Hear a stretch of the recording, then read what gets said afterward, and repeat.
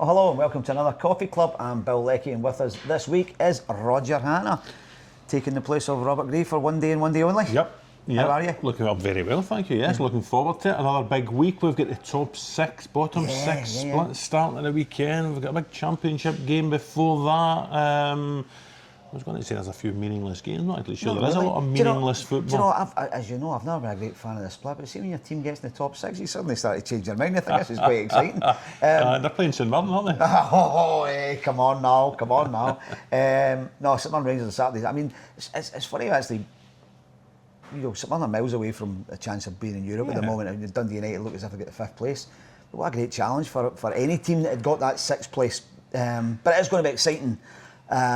Weekend of football. We'll come to that in a little while. First of all, breaking story this morning, the Rangers looking for a new sporting director, and former Everton man Kevin Thelwell seems to be on the radar. I think that old journalistic phrase "closing in" seems to be appropriate for this one. Kevin Thelwell, I think he's leaving Everton. They're having a bit of an off-field restructure. Well, they're moving to this new Bramley Moore Dock Stadium at the start of next season, and they're having a bit of a shake-up. He's leaving the club. He was latterly director of football. He's had a very varied career. He was a player, I think, at Shrewsbury and Crewe. Billy Davis gave him his first start in coaching as a youth coach at Preston, 20 years ago. Along with Brune. There you go. And he's had a kind of great career from there, meandering through Derby and I think Wolves, and he was in America, worked at New York Red Bulls. You know the link up between Red Bull and the 49ers enterprise and Andrew Kavanagh, so you can see where the fit where it's come from. He's become available because of his departure from Goodison, quite highly rated I think at Goodison. Do you know, he was right in the middle of that whole sort of storm of things going badly wrong, ever not his fault, but he was caught up in that and where fans were deeply unhappy with the ownership, and it must have been a really hard place to try and do that director of football job, because there was so much non-football stuff going on that was getting in his road. Absolutely. You described him earlier on off camera as a firefighter, or described him as Blue Adair. Blue Adair, yes. So if you want a firefight and you're called Blue Adair, get yourself to Ibrox, because it sounds as if you're absolutely ideally qualified. This is a key appointment, and I think you have to look at everything that's happening at Rangers through the sort of prism of the 49ers or Andrew Kavanagh. The deal is in the final stages of due diligence, and anything that happens from the appointment of a sporting director to the ordering of the pies will only be done with the approval of the the incoming guys. Kevin Thelwell's CV, probably the fact that he has worked in the Red Bull organisation, that will suit, I would imagine, the incoming owners. And the structure is now being put together off the field, so that when the deal goes through, they will then look at the position of manager, and then the hard work begins, putting a squad together for that new manager. And time is not on their side. Listen, it's football, time's never on your side. But No. I think the first Champions League qualifiers that Rangers would be involved in, I think something like the 22nd of July. So we're not quite even at the 22nd of April yet, or are we? We probably might be actually. You've got 3 months from here to sounds a lot, probably isn't a lot in football terms for the work they've got to do. Because there's still 5 weeks of the season to go. Rangers will need to have a team in place in July the 22nd that is going to be capable of competing in a Champions League qualifier, because A, they could do with the money from Champions League football, and B, with Celtic only having that one playoff round, they don't want Celtic to get Champions League money that they're not getting. Well, we've just seen there that Celtic, by reaching the playoffs before the knockout stages of the Champions League, made £16 million more from Europe than Rangers did for getting to the last day of the Europa League. So it shows the disparity there is in the two competitions. That's Daizen Maeda and Austin Trusty paid for. Yes. Effectively. So if that happens every season, the gap's only going to grow wider between the two financially. So Rangers know the importance of Champions League football, so they know the importance of getting it all right by the end of July. But it's a very short time frame to do that, and the biggest thing I would say is getting the right manager. Yeah, of course it is. And they will, I'm sure they have names. Yeah. Do you think Barry Ferguson has a chance? We've talked about this with Robert, talked about David Field last week. I want to get your thoughts on it. It's very difficult to tell, because we've never dealt with the 49ers or Andrew Kavanagh in the past. We don't know what they're looking for. We don't know, did they choose a manager through data and algorithms? Did they choose a manager from what they see with their own eye? The only kind of hint we've had is what they did at Leeds when they got Daniel Farke in. Daniel Farke, course and distance manager. Yeah, for the championship. Now, bizarrely, despite the fact that he has already confirmed promotion back to the Premiership, He's not guaranteed, is he? he's not guaranteed to be manager in the Premiership because they then might look for a course and distance manager who will do a better job in the Premier League than Daniel Farke did when he was at Norwich. Because he's been relegated. And it's a huge ask. Look what happened to Ipswich, Southampton and Leicester this year. So Leeds know what awaits them, if you like. Absolutely. So that's the only thing it's given us a guide to what they might look for. Does that work against Barry? I think he's carried himself well. I think he's spoken really well. Results have been hit and miss, but they were maybe always going to be hit and miss with this group of players, Bill. So how has his work been regarded by Patrick Stewart and the incoming owners? Only when we find that out will we know if he's got a chance. I would say it's a massive call on their part because you've got to commit to that. They can't do that in 6 months down the line and get shot of him again. Not good for credibility. I think it's a massive call to give the job to Barry because he doesn't have any course and distance at that level. You know, all his football's been Alloa, Kelty, Clyde, Blackpool. You know, short term at Blackpool, etc., and his if you look at analytics, his aren't tremendous. But Neil Lennon had no managerial experience absolutely right. when he came in at Celtic, and look what he achieved at Celtic over the years. So they'll need to make a call. I would tend to think that they will want to make a bit of a splash. So whoever had been the manager, whether it was still Philippe Clement or whoever the interim manager was going to be, I would less likely to think they're going to start the new season, start the new era under the 40. Because they want to make a statement. I think they want to make a statement. Now, that statement doesn't necessarily need to be Jose Mourinho or Steven Gerrard. But it needs to be somebody who stands up against Brendan Rodgers, doesn't it? Yeah, absolutely it does. And it wouldn't surprise me, given that Kevin Thelwell has a Red Bull link, wouldn't surprise me at all if it's someone who is a known quantity to the people who are coming in. Jurgen Klopp? Well, I would imagine he might rock up at Real Madrid rather than Rangers. I think that's very true. I would suggest. But that's where you start from if you're going to go and bid for somebody who's in Red Bull. But there's a lot of very good coaches and managers are in the Red Bull stable. So, hey, could Leeds move on Daniel Farke and Daniel Farke move within the group? Listen, stranger things have happened. Somebody said the exact same thing to me yesterday.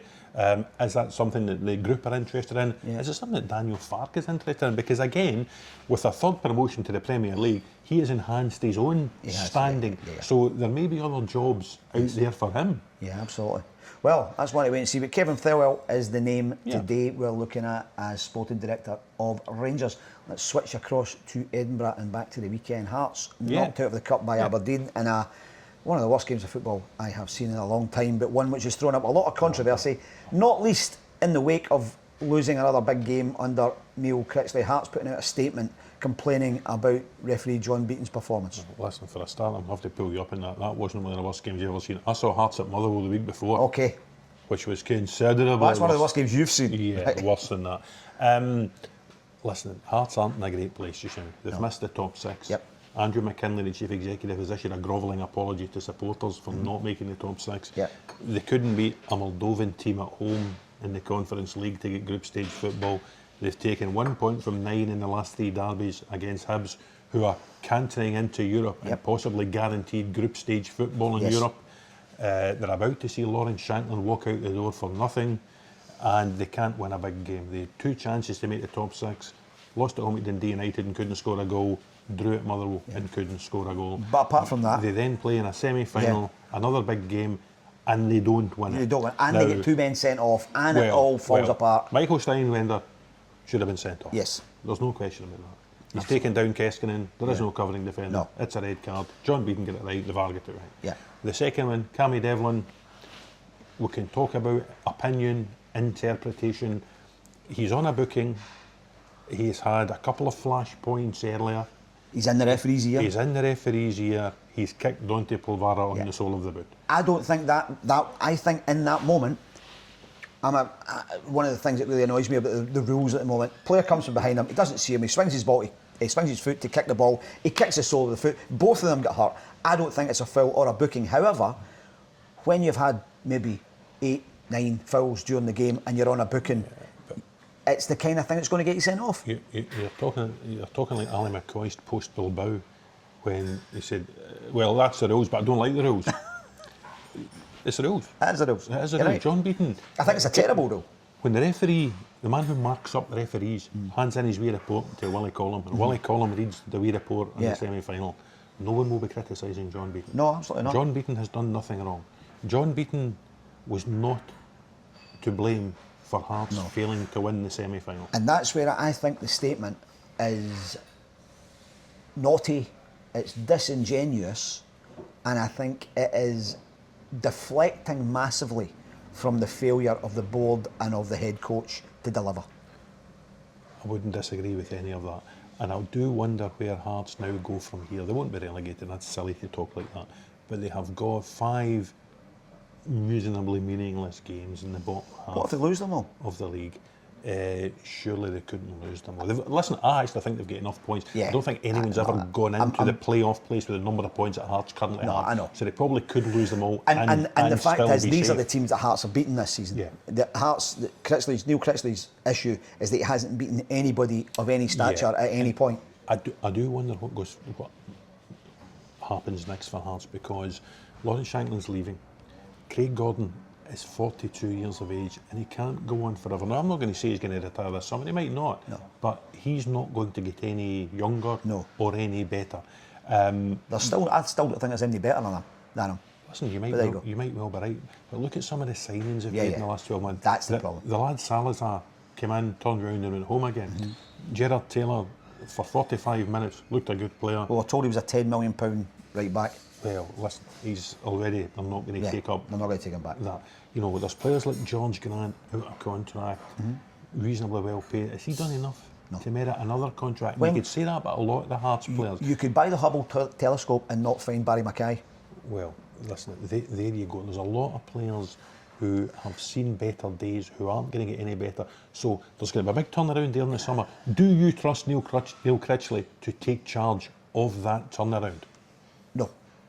I think he'd be an exceptionally good coach with kids.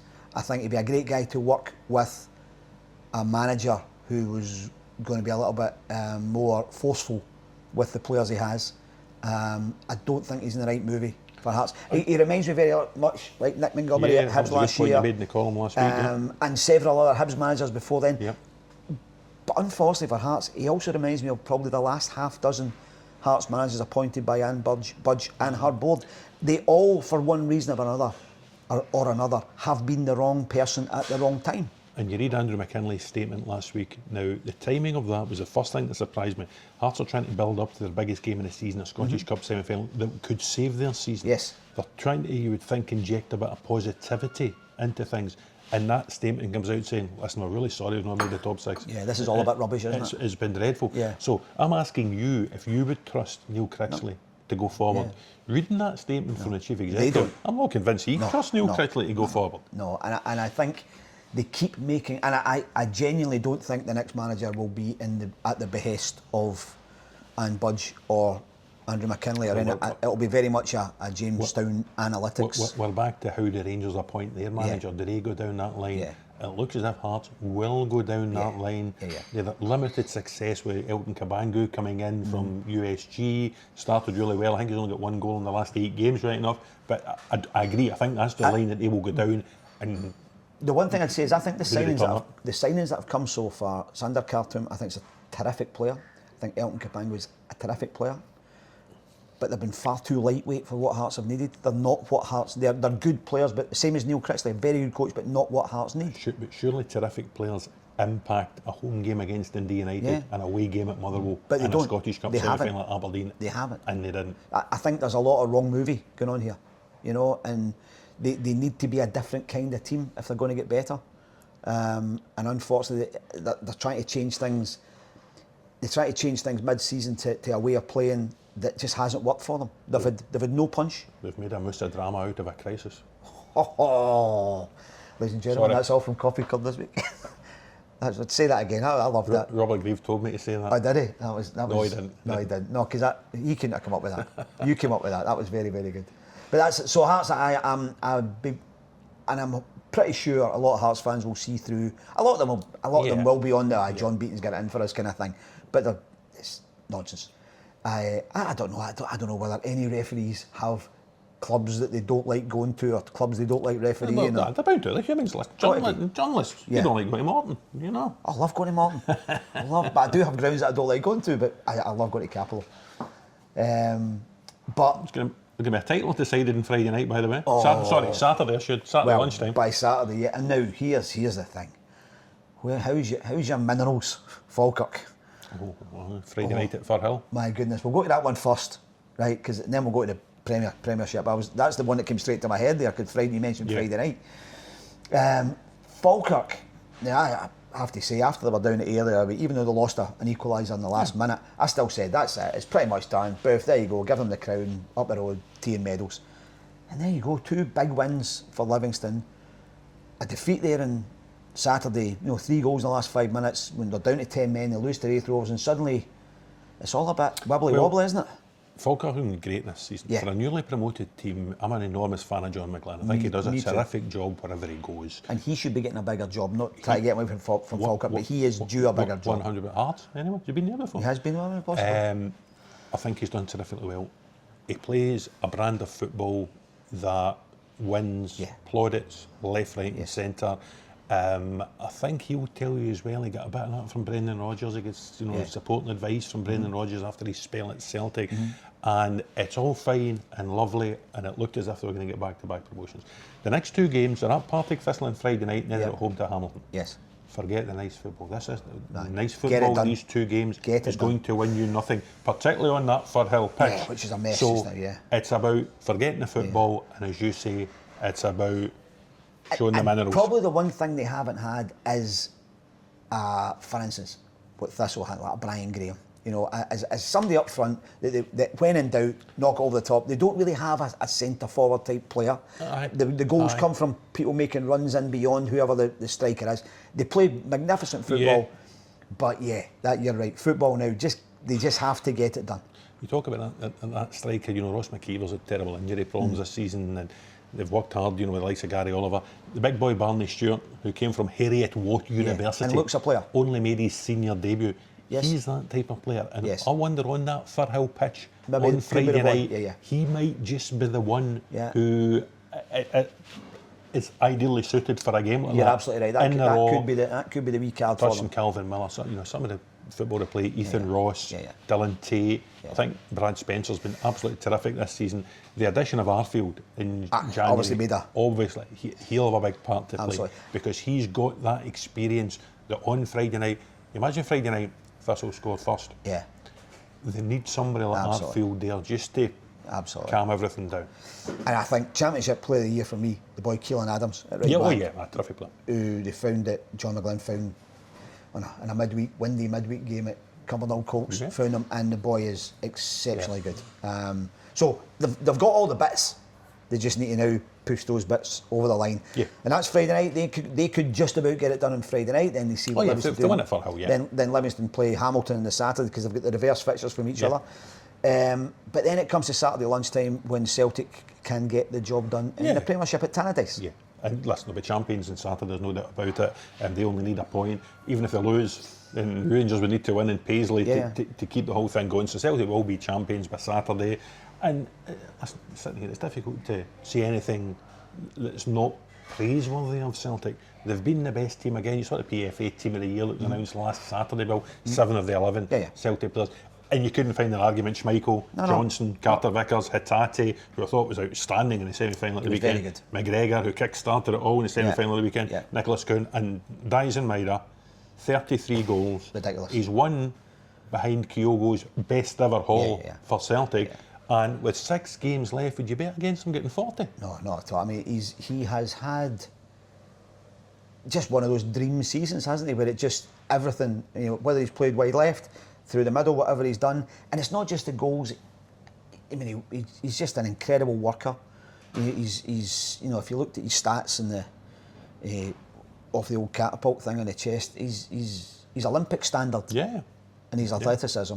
His finishing's brilliant. He plays with a smile on his face. He's a lovely guy. You just couldn't, if you're a manager, you couldn't ask for more in a player. Yeah, absolutely. And it's nice to see him being rewarded, because there've been times in his Celtic career where it's not always gone brilliantly well from him. Yes, he's won leagues. Yes, he's won cups, but his individual contribution to the team sometimes was questioned. You hear Celtic fans say, he goes outside the fullback, the cross lands on the roof of the net. Yeah. Well, he hasn't put in any crosses. He's just put the ball in the back of the net this season. And I wonder in the summer, talk earlier on about Rangers and the Hearts rebuild, Celtic will sign, for me, 5 or 6 players. Kieran Tierney's already coming in the door. Yes. There'll be another left back, whether it's a re-signing of Greg Taylor or a re-signing of Schlupp or somebody completely different. There'll probably be a centre half, because you'll see Nawrocki and Welsh and Lagerby out and go. I think they're a midfielder light just now, and you won't see Thiago Holm back, you won't see Cohen back. Wouldn't surprise me if they signed 2 midfielders. Lennon Miller? Well, they made a move in January. He would fit perfectly. Potentially. He would fit. They'll sign a winger, because they always sign a winger. Well, they like a winger. But Brendan's hinted as well, could they sign 2 wingers to compete with Kun and Jota, and then Maeda as the main centre forward, with Ida as his backup, and a Johnny Kenny or somebody as the third choice? I would not hesitate if I was him to play Maeda as his first choice. Brendan kind of hinted at this the other week when he said it's easier for Celtic to get a top quality winger than it is to get a top quality striker. Yeah. And I thought at that stage, you're right. I wonder if this is what's happening. Yeah. I think both Kun and Jota are players that he will have to keep pressure on, because I think if they're just think they get their shots every week. Yeah. We've seen that now. He's brought James Forrest back in, as he tends to do at the tickly bits of the season. Listen, I'm James Forrest's biggest fan, but a bit like we spoke about Craig Gordon earlier on, he can't go on forever, and he won't go on forever. I'm not sure Yang's the answer. No. He might be one day. Palmer, I'm not sure he's coming back. But, well, you know something, until I saw that story through the week, I actually forgotten about Lewis Palmer. Absolutely. Brendan was hoping to. I think he'll be somewhere. He'll be off the premises. There'll be a clearance sale during the. Yeah. And the thing to remember as well is when Celtic do get over the line, James Forrest will beat Bobby Lennox's record of it's absolutely medals. Brilliant. And somebody asked me the other day, where do you place him in the sort of pantheon of Celtic greats? And sometimes I think too much is put in it. Where does Callum McGregor fit? Where does Scott Brown fit with the line? Compare teams against teams. No, of course you can't. You can't compare era against era. All you can say is that 26 medals, I think Callum will go to 23 or 24 or something. And then probably next season he's got a chance to go past that. It's absolutely incredible. Sometimes I think when we live through these things, the historical significance of them is sort of lost on us because we're watching it happen. It just happens. You know, you're watching history as it happens. And it's only when you step away. I think in 25 or 30 years' time, whoever does Coffee Club then will say, remember back in 2025 when James Forrest got that 26 Robert Grieve III. Oh, it was indeed. You know, what an achievement. That'll never be bettered. And these things might never be bettered. No, and I think if you asked James Forrest, being the kind of guy he is, if you ask Callum McGregor, being the kind of guy he is, do you think you're up there with Bobby Lennox and Bobby Mother? They would say, no, it's not. No, the Lisbon Lions are there, and we are kind of here. We just do our own thing. But I think if you ask Bobby Lennox, he'd be the first one to come and shake James Forrest's hand. Oh, 100% he would, because those guys know what it took to win all those medals. Winning one league title is hard enough. Winning one Scottish Cup or one League Cup is hard enough. Yeah. But to go and win 26 of them takes, a Herculean effort. And James Forrest, listen, he stands comparison with anyone. With anybody. Amazing. So you think it'll be done on Saturday? It'll be done on Saturday. Listen, it better. We've got an 8-page title pull-out that's going on Sunday. Which is ready to go. So everybody knows what's going to happen. This man will sort of, because he's going on holiday as well, so he's got to be away. Stand on me. Absolutely. Other big game, I'm going up to Pittodrie on Saturday. Huge. Aberdeen Hibs, which is a belter of a game. Game of the day. Absolutely tremendous game. I quite fancy Hibs to go there and cement themselves in third place. I think Aberdeen will need to be an awful lot better. Yeah. Then they were probably the best thing Hibs can do is get a man sent off early on, because Aberdeen cannot play against 10 men. Oh dear. Well, if they do, they'll have money in Rocky Bashiri for that. But Hibs, they would go 18 in the league, undefeated. Yes. which would be the best since records began. 1947, they've already equalled their record, I think. So it would go... Yeah, beyond that, so... and I mean, we talk about this a lot, we write about it a lot, but the turnaround is ridiculous what David Gray and his players have done it, and just, for me, manager of the year. It is ridiculous, and I'll tell you why. We spoke about the PFA Scotland Team of the Year earlier on. There's no Hibs players in it. No.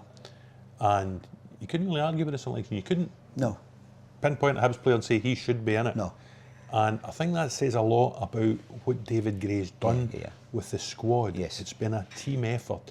Sometimes it's Lewis Miller, sometimes it's O'Hara. It was Nicky Cadden and he was injured and Obita came in. They've done it without Joe Newell, so sometimes it's been Levitt and sometimes it's been Mariah Welsh. Josh Campbell got the goals against Celtic. He's not in the team now because Hoylett's in. Boyle usually plays, but sometimes it's Bowie, sometimes it's Dwight Gale, sometimes it's Kuharevich, and he's kept the whole thing purring. And he's done it terrifically well with the squad. And what he's done, which I've mentioned on here before, as you mentioned, like Rocky Bashiri, for instance. He was laughed at before. You know, he was becoming a bit of a kind of bomb scare player. Triantis in the middle of the park was unreliable. Even earlier on this season was unreliable. He was diving into tackles. Josh Campbell, nobody knew what he was. David Gray's got such a tune out of guys like that. Jordan Smith in goals. Well, I was about to make the point, when the season started and they were at the bottom of the table, he started with the new goalkeeper, Bursic, and he started with the two new centre-halves, O'Hara and Ekpiteta. Yes. And it didn't work. No. Now, some managers might have dug their heels in and thought, I'll make this work. I'll make this work with these three, because these three are good players, they'll sort me out. But he didn't. He changed it. And Bashiri played, and he got a bit of cover either side of Bashiri with Miller and Iredale, and he brought in the Iredale's been terrific. Yeah, they brought in the new goalie, and he put the two Caddens out there in sort of wing-back road. And he found something that worked for him. Yeah, a way of playing. And he's kept that way of playing and just it's the thing we're talking about Hearts not individual having, players within the system. So if you look at Hearts, I can see what he's trying to do, and that is a guy who's saying, this is how I want to play. I know I don't have the players for it, but I'm going to put them in there anyway. Whereas he said, no, who have I got and how do they work? You know, and I keep going back to that night in November time when they played Aberdeen. And they were a goal down, and Bashiri scores with the last touch, and it's 3-3. And that was the first time he played Smith in goals, who hadn't played a competitive game for 2 years. And when they went to Motherwell on the Saturday, and you'd sent me the game, and we both know you sent me there because if he had lost, he was going to get bumped. And they won 3-0, and he has never looked back. They have never looked back. And I so much admiration for him, for what he's done. And the improvement in the individual players, the lad Triantis in the middle of the park, we spoke about Cammy Devlin earlier on. Triantis is behind Cammy Devlin in the sort of pecking order for Australia. That won't last long the way he's playing. Not at all. He will get in that Australia team the way he's playing. He's more mobile. He's only 21-year-old, I think, isn't he? He's taken away that impetuous thing he had where he was, you know, earlier on in the season he was lunging in, he's got a red card, and you're just thinking, you can't do that. And then, don't know what David Gray's done, don't know what Liam Craig's done, but they've calmed him down and said, look, son, settle on what you're good at. They've also found the right position for Nicky Cadden. I know he's been out injured and only come back there last week, or the week before the split. That left wing back role, he looks terrific. I initially wondered, does he have the defensive discipline to carry this out? And with Iredale one inside him, he does. And it works really well. And he's a great character as well. And the one to watch, Kieran Bowie. He's a next player. Season. I watched Kieran Bowie play for Raith Rovers when he was 17, whatever, just before he went to Fulham, and he thought they were all saying to me up there, boys, I know Kirkcaldy, by the way, this is the boy. He goes to Fulham, and of course he goes through the academy thing. But he did well at Northampton. He went there and he started to build himself up. But he's a really intelligent boy. He's very grounded. I mean, he came back and he was really unlucky. He got the injury right away, but he now starts to look like a player. 2 finishes against Dundee off the bench were excellent. And really excellent. And I just wonder, not many people will want to be involved in these Iceland and Liechtenstein friendlies at the end of the season. You just wonder if he is a dark horse for the Scotland squad. Well, I mean, I have to say, I would rather see, a homegrown Scottish boy who's coming through the ranks get a chance in one of these games. But from his point, I mean, I just think he's got he's got everything going. He's got the intellect. He's got the attitude. He's got the talent. And I think you're right. I think next season, if he gets a good pre-season, they could really get their money's worth. Yeah, for interesting. But that's going to be big. So other game. So Falkirk could do it. Celtic could do it. Aberdeen Hibs is massive. Going down the leagues. Peterhead 1 point ahead at the top of League Two, playing East Fife, who are the 1 point behind them. Yeah, and it's sort of swung back and forth. East Fife looked good. Peterhead then rolled away from them. Yeah. But that was a bad defeat at Elgin last week. Do you know, 3 down in 20 minutes. A lot of fixed odds coupons went crash with that one. And then Nathan Austin finds a way to goal again for East Fife. So they will be full of optimism going up the road. Dick Campbell and Ian will have them going at it like a bull at a gate, as they say in Fife.